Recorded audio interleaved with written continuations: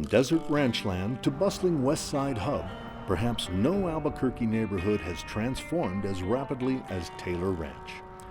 Spreading out from its perch on the hill west of Coors and Montano roads down to the Rio Grande, the neighborhood commands stunning views of the city and unsurpassed access to natural wonders, from the bosque to the volcanic escarpment.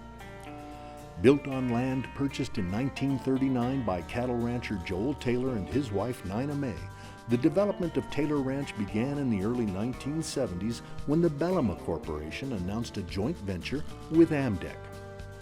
The neighborhood promised what few other Albuquerque neighborhoods could at the time: a comprehensively planned community with schools, shopping centers, and parks. By the late 70s, homes began filling the former ranchland. For first-time homebuyers looking for affordable houses and spectacular views, Taylor Ranch was the place to buy. With the coming of the proposed Montano Plaza shopping center in 1980, however, residents quickly became aware of the need to guide development and protect the character of the area. That led to the formation of the Taylor Ranch Neighborhood Association.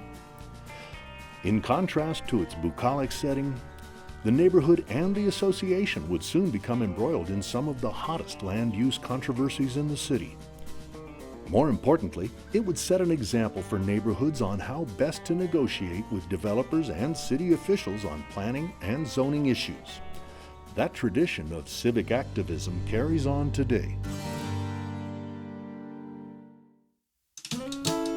Joel and Nina Mae Taylor were a hard-working, unassuming, and generous couple from Texas. Joel, one of the 11 children, had moved to the Chama, New Mexico area to live and work on his father's homestead in 1921, the same year he made his first visit to Albuquerque.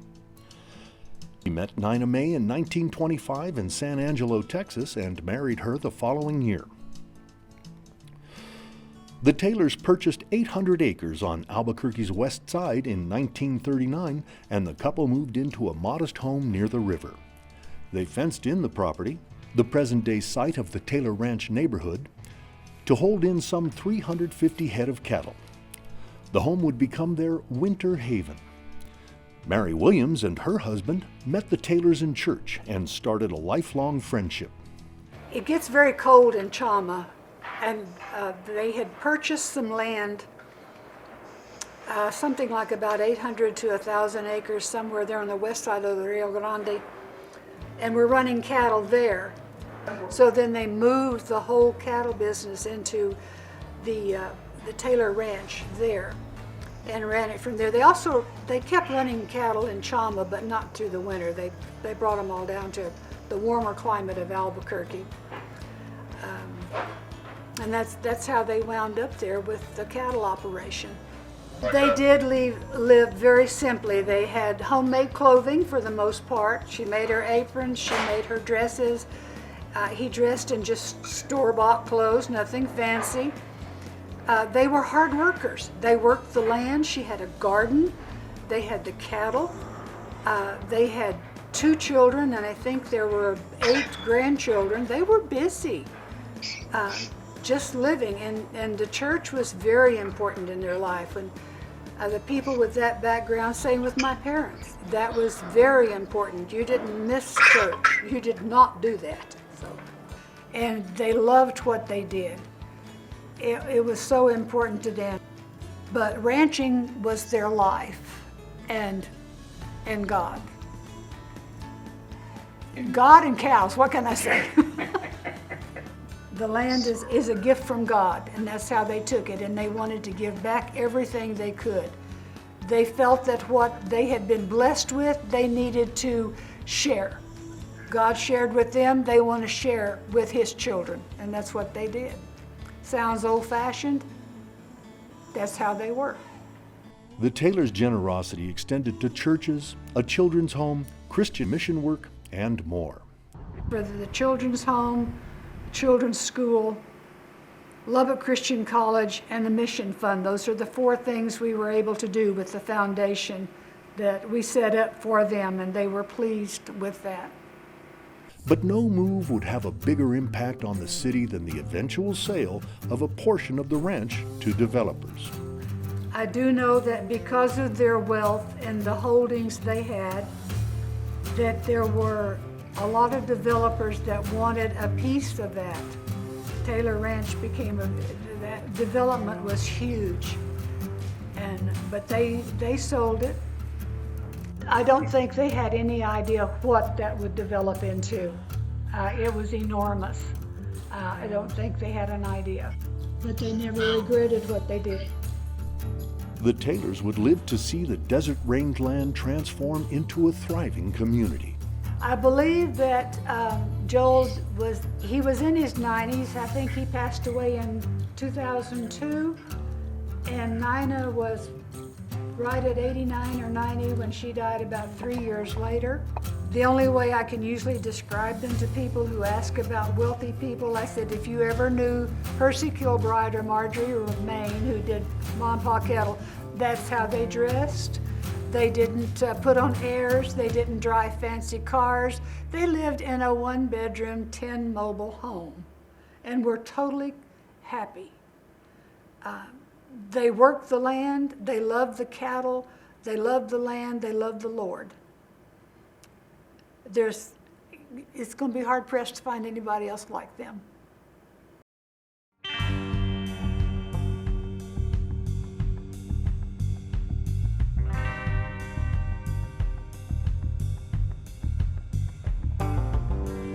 For most of the 20th century, sand, sagebrush, and livestock dominated Albuquerque's west side from Central Avenue north.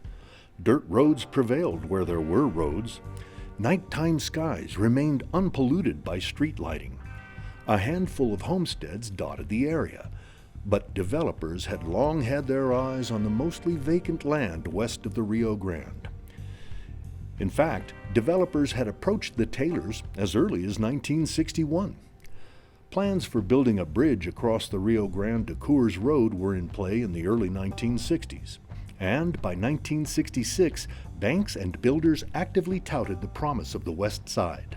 Promise changed to reality when, in 1975, the Taylors sold 300 acres of their ranch land to Bellama Community Development. Soon, other developers would get in on the game. By the late 70s, the first homes were in place.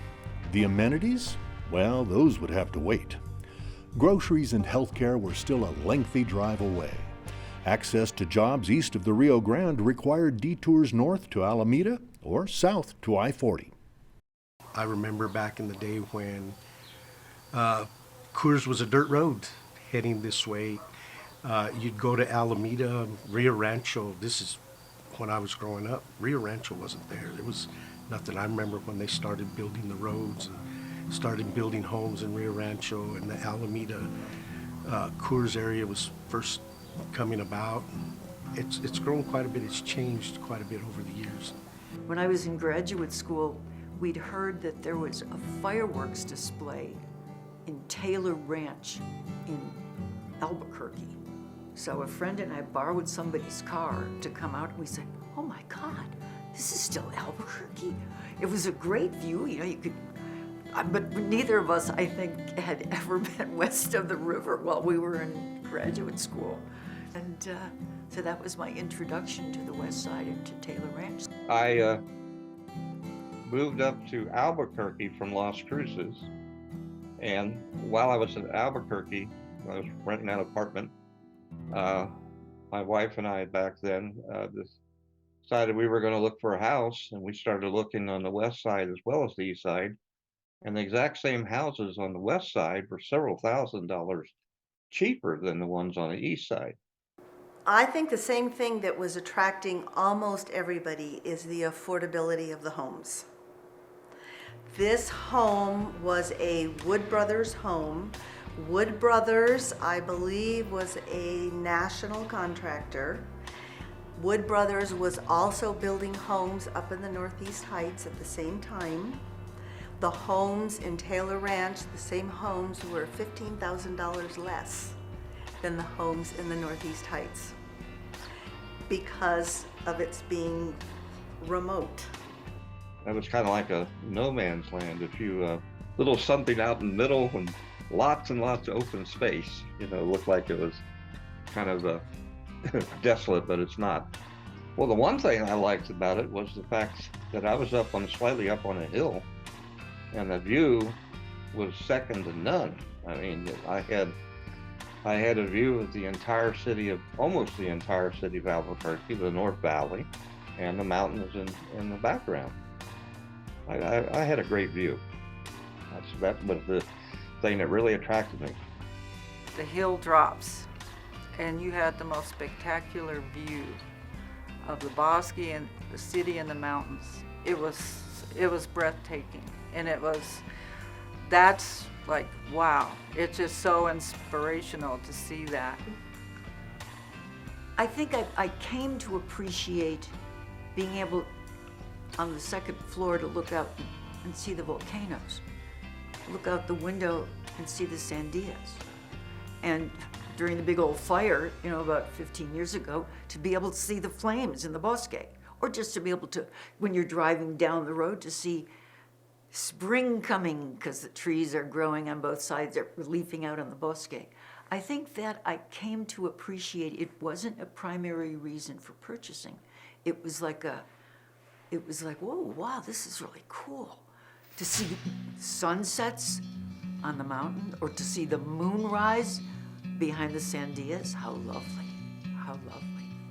And I just thought it was a different neighborhood than the streets over on the east side, which I found that Taylor Ranch just seemed more neighborly and more like a small town neighborhood in the way it was laid out. For many years, scenic views were all Taylor Ranch residents had in terms of attractions. The closest grocery store when we moved out here was in Corrales and Coors, or Alameda and Coors. There was I think it was a Safeway. And then there was a John Brooks on the south side of Coors. And there was no movie theaters. We had to go to the Heights. There was not a mall. We had to go to Coronado Mall. There's just a lot of things that we didn't have. When you ask what the transportation and everything was like, the easy answer to that, what transportation? What? I've been trying to remember where the heck I had to go to the grocery store. And for people going to work, the traffic jam on Coors trying to get onto I-40 was enormous. I mean, it backed up for miles. The fledgling community organized quickly. According to Taylor Ranch historian Fred Van Berkel, a small group of residents led by West Sider Bobby Herbert launched the College Heights Taylor Ranch Homeowners Association in 1976 and incorporated in 1978. The boundaries were Coors on the east, Montano on the north, Calle Nuestra on the west, and Delaney on the south. That association would be superseded by the Taylor Ranch Neighborhood Association in 1980. The expanded boundaries extended from the Rio Grande on the east and the volcanic escarpment on the west to Paseo del Norte on the north and Western Trail on the south, a footprint that now encompasses several neighborhood and homeowners associations. As head of College Heights Neighborhood Association, Herbert had already fought off a concrete plant, lumber store, and a regional shopping center plans at Coors and Montano. When a proposal surfaced in 1980 for a shopping center on the northeast corner of the intersection, Montano Plaza, residents were already prepared for the challenge. The original reason for forming the neighborhood association was that several people that had already bought homes now in the Taylor Ranch area, which wasn't a lot, wanted to have a voice in what would occur in the development on the west side, because there was a lot of different opinions of what should be done. And we wanted to create a planned community, not just a strip malls or strip along the highways and stuff like that. We wanted to have something that would really make a difference into the quality of life on the west side. Before Montano Plaza was built, my understanding is that actually used to be county land, and it was annexed into the city. And there was actually a lawsuit filed by a neighborhood association that is no longer in existence, because there was a lot of concern of what was going to be built there. And so part of the settlement of that lawsuit was to make sure that the development included the input of the community as well, so that there was something viable and sustainable and not just boxes that are thrown up. Montano Plaza in particular was kind of the gold standard of what development should look like for the West Side, because the neighborhood associations at the time had worked with the developer to make sure that development met the Coors Corridor plan, and that it didn't obstruct the views, it was sensitive to the environment, it blended in with the environment. The building heights were low, the area was walkable, pedestrian friendly, and could accommodate bicycle traffic as well. So that area has always been an example of what good development on the West Side looks like. As the neighborhood rapidly grew, residents worked with the city to bring amenities like the Taylor Ranch Library and guide development near the escarpment to the west. They also worked closely with Albuquerque Public Schools to accommodate the growing number of school children. But land use issues were constant. Led by the Taylor Ranch Neighborhood Association, residents successfully fought off plans for developments including a substandard apartment complex and a softball field, and made sure they had input in the city's West Side Master Plan. Yes, after 2 years as the treasurer, I was elected president of the association. And that was a lot of fun too, because the issue just kept getting larger and larger. And, it started out small and it just got bigger and bigger and bigger, simply because all these different developers had their own idea what they wanted to do out there. And that created a lot of friction, because a lot of them could care less what the neighborhood would wind up looking like, or anything else, or the whole area. So we had to fight pretty hard to make sure our voice was heard and make sure that the politicians and everything listened to us. And we were a very well-known neighborhood association. And we take the responsibility of protecting the neighborhood really seriously. In the things that we do, we don't do it out of some personal agenda at all, because it is all grounded in the existing codes and regulations, or an effort to try to change them. Lurking in the background, however, was the simmering tension over the proposed Montano Bridge. The Taylors had turned up the heat when they sold 68 acres to the city of Albuquerque in 1990 to build the bridge. But it would take several more years to resolve the issue. Taylor Ranch residents would have a front row seat for this epic battle.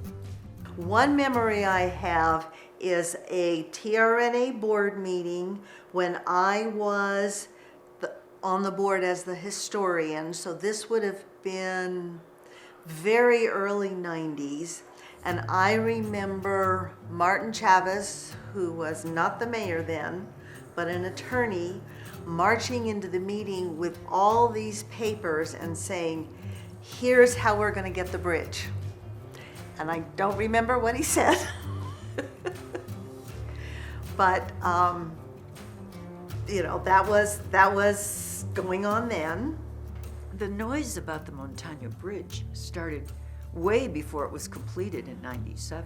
So that was always access back and forth was a huge issue, I think, because most people then worked on the other side of the river.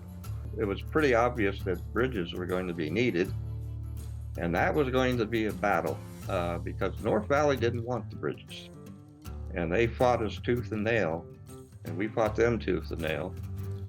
And it was a long struggle. I mean, they even tried to get legislation to, block it and so on. They said, well, you can go on down to Corrales. Well, yeah, that's like, I'm trying to remember, like 5-7 miles that way, or you can go the other way. You don't have to go through us.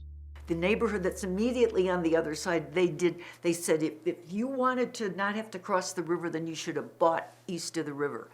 And we would say we couldn't afford to.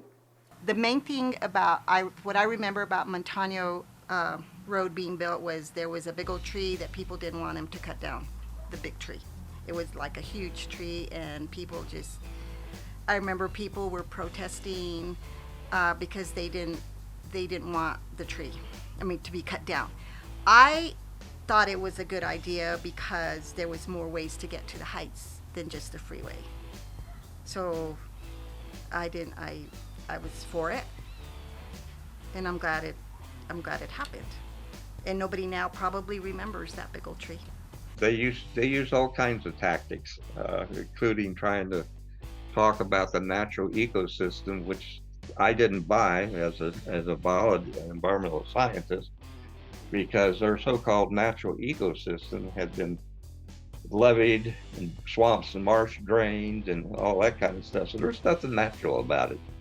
It was a nice valley, I have to admit, but I wasn't buying into the you're destroying a natural ecosystem argument. I remember seeing bridges in Philadelphia and in New York where every 2 blocks there was a bridge across a big river. And I used to think about how hard it was to get a bridge built here. And I thought, that shows you how slow things go when people get entrenched in what they've got, and want to protect it. And you can't blame them. And yet, the force of the number of people over here it overwhelmed the transportation system. So it was wonderful that we got that bridge. There were reasons not to build that Montano Bridge, but they were overridden by the reasons we had for building the bridge. But there's always 2 sides to every issue.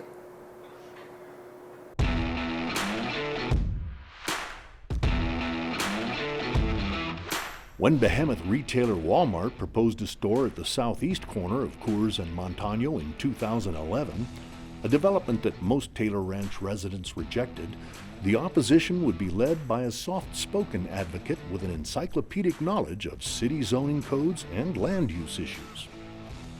Taylor Ranch's most valuable person, if we had an MVP, it would be Renee Horvath. And that's because she has so many years' experience. When they created the National Monument at the escarpment, she was there. The Equestrian Center, she was there.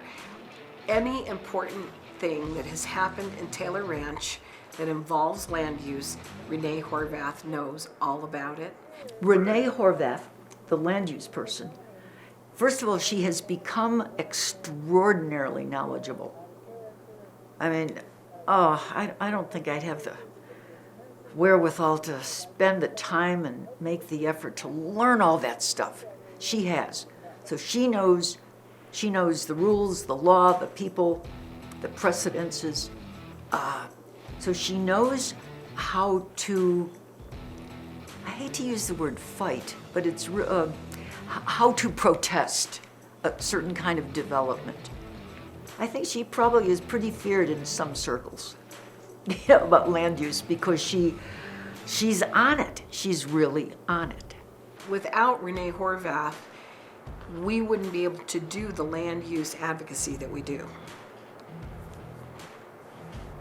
She's a huge resource, and yeah, she's a treasure. She really is. I became involved with the Taylor Ranch Neighborhood Association, well, probably starting in 2004, but I think I joined them in 2006.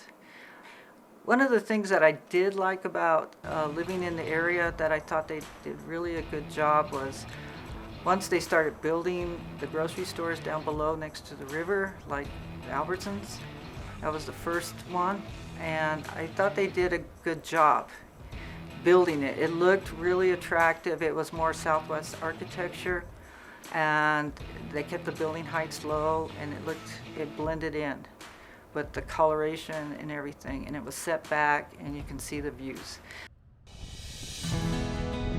Subsequent developments along Coors Road, however, began straying from the spirit and letter of existing plans. I was really impressed with how they developed, but then I started noticing a change, like something's wrong. Something's not right, doesn't look right. Look what they did. They built up right to the road.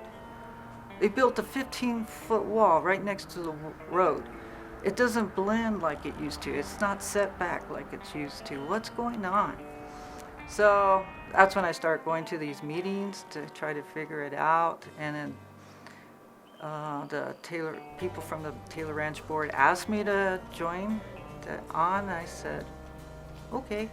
And so, and then they asked me later to be the land use director. I said, okay, because I'm going to these meetings anyway.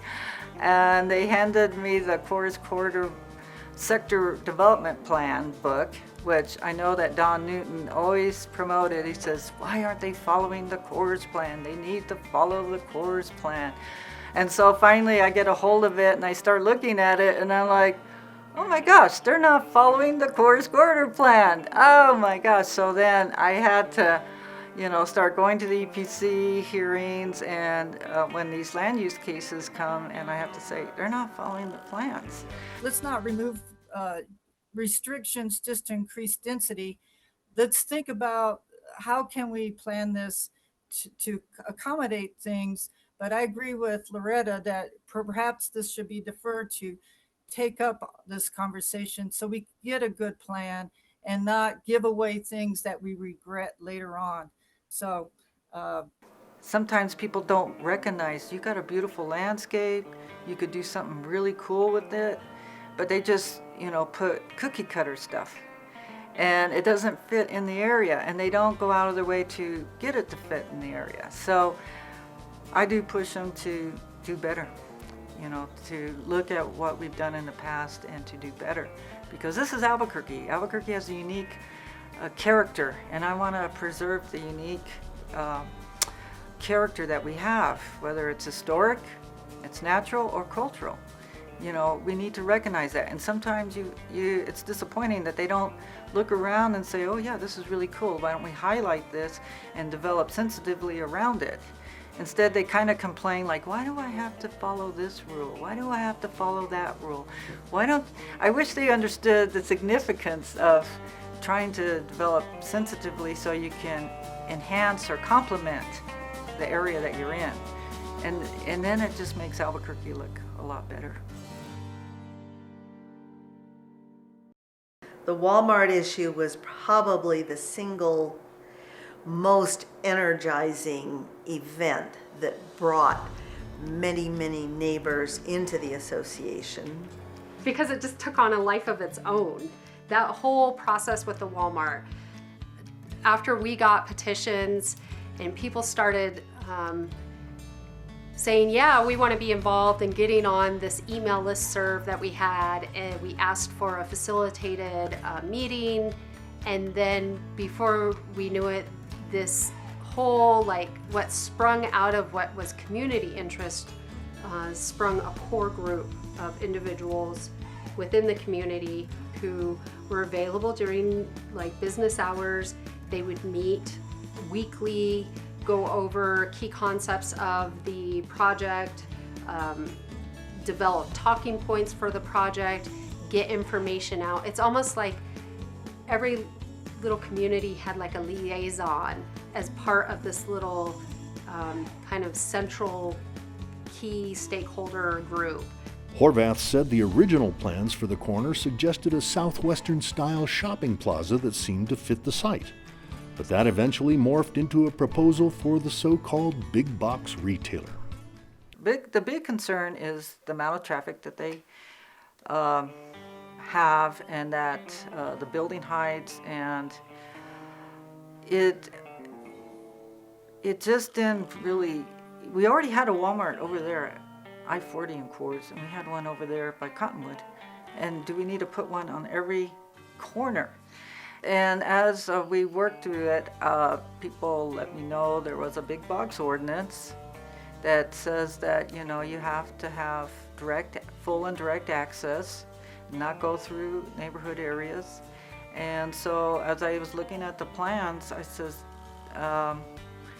they don't meet that requirement for a big box to be put there because they don't have full and direct access. At the end of the day, for Walmart, what it came down to was really a traffic question. And that is a far cry from, we want to preserve views, we want to preserve the bosque, we want to make sure that our community is not developed too intensely or is too dense in that its development so that people don't have any space or green space to enjoy themselves. All of that didn't matter with the Walmart. It came down to traffic, and you cannot win planning and development cases unless the law is on your side. So you have to be educated in that area, and it's getting more and more pronounced as we move forward from, I think Walmart was around 2011. And so even within a span of a decade, it's so much more pronounced now that you have to have some sort of legalese in your comments in order for your viewpoints to be taken seriously. For most of its existence, the Taylor Ranch Neighborhood Association prided itself on its cordial working relationship with the City of Albuquerque on matters including community centers, a library, and land use. But current and former members now contend the introduction of the Integrated Development Ordinance under former Mayor Richard Berry and the creation of the Neighborhood Association Recognition Ordinance by the City Council have made it much more difficult for neighborhood associations to have their voices heard on zoning and planning issues. Recognized neighborhood associations and recognized neighborhood coalitions have specific requirements under the NARO. We weren't opposed to development, but we wanted it done in a rational way that made a better quality of life for everyone.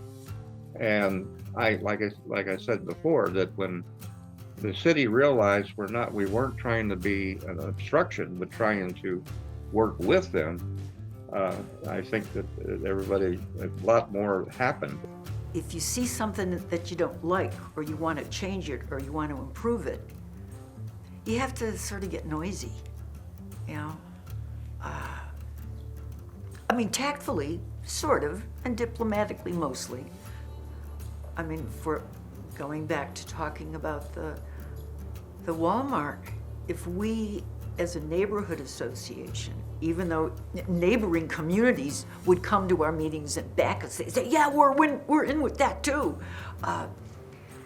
Who knows what? Maybe it would have been built, because no one was very forcefully, continuously saying, you know, we don't want that, and here's why. The relationship that Taylor Ranch has enjoyed with the city has changed over time, that's for sure.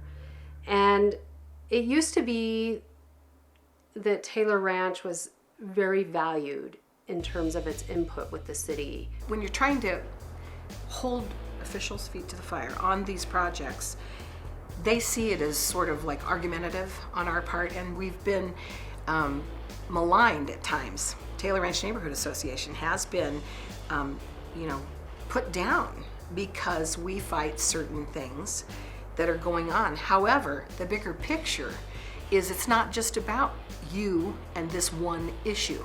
It's about the tradition and about the practice that the city has with their land use. There shouldn't just be input from officials and from development and from organizations that support real estate and builders. There needs to be the other side of the story from real people who actually live in those neighborhoods, who are stakeholders and really deserve a voice when it comes to these land use matters. The proposed amendment would require regulations for access and connectivity, landscape buffers, building height step downs, building design. The IDO is changing the whole zone code to a new zoning that looks, that's more intense than what we had. And they got rid of the sector plans, which people love because that really protected the character of the area. And even though they say, well, we put some of those protections in the IDO, but each year on this annual updates, they change them. And I can just see them chipping away those protections. It really makes me angry because a lot of our visionaries work to put these sector plans in place to make it a nice place. And then they just, these guys don't appreciate that. It's a fair assessment to say that definitely the city thought that neighborhoods were getting too involved in the planning and development process and did not want neighborhoods to be participating in these processes. City planners note that the city's zoning code had not been updated since 1975, and the Integrated Development Ordinance is meant to correct some of the deficiencies of that document and to simplify codes and planning regulations for both citizens and developers.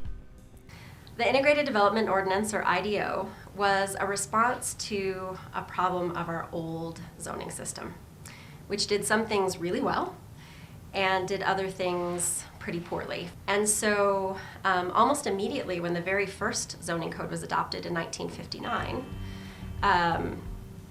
the city recognized that if Old Town, for example, were to be developed according to that zoning code, it would be completely wiped out in terms of its character, its uniqueness, its historic kind of inception, right? And so the very first sector development plan was adopted for Old Town. And from there, more sector development plans were adopted for other historic neighborhoods that had similar patterns of development that came from many, many decades before there was a car, even before there was a railroad.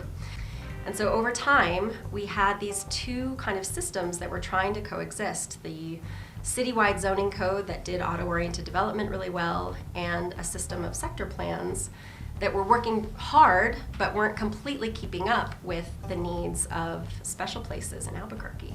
And so the Integrated Development Ordinance was really an attempt to say, okay, let's first and foremost update our citywide zoning so that it actually allows for the kinds of development that we want to see along corridors. And for all those sector development plans, the idea was to go through them and find the rules that were still really important to protect those small area places and put them in one document where we all could keep track of what was what, so that our maps showed clearly what was allowed in different locations so that we could answer the question when a customer walks in and says, what can I do on my property? Can I do this?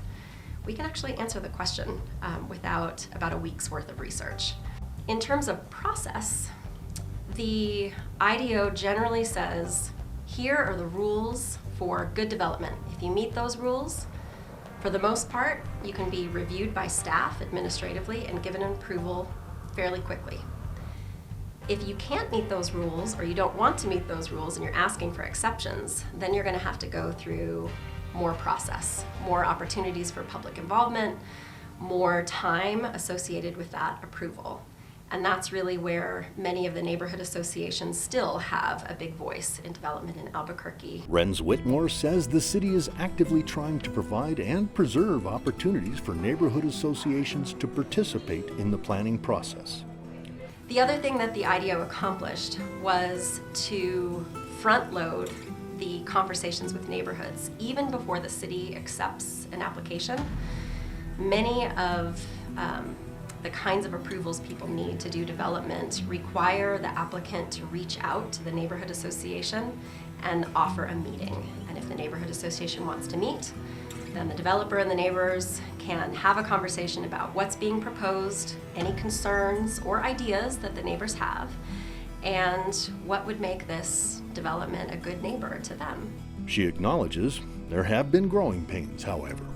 So it's a rebuilding period. I understand that there are many folks who are frustrated still with the change, but I would ask that they give us some time to prove that this is a good system and to build back the trust and a good working relationship.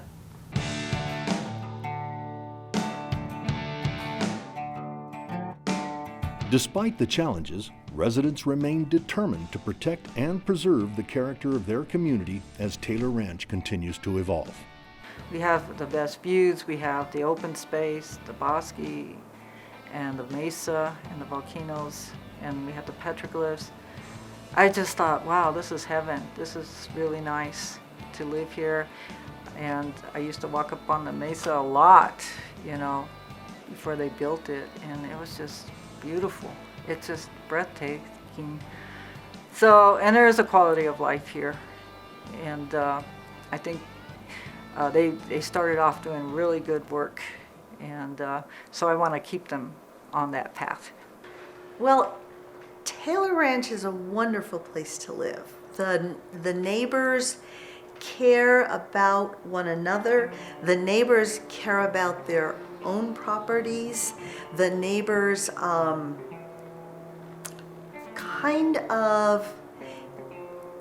Taylor Ranch kind of serves as a village. I love Taylor Ranch because it represents to me a small town in the city. I come from a small town. There are about 2,000 people in my hometown in Illinois. And to me, Taylor Ranch is like a small town within the larger city. And I feel like it's a good place to be.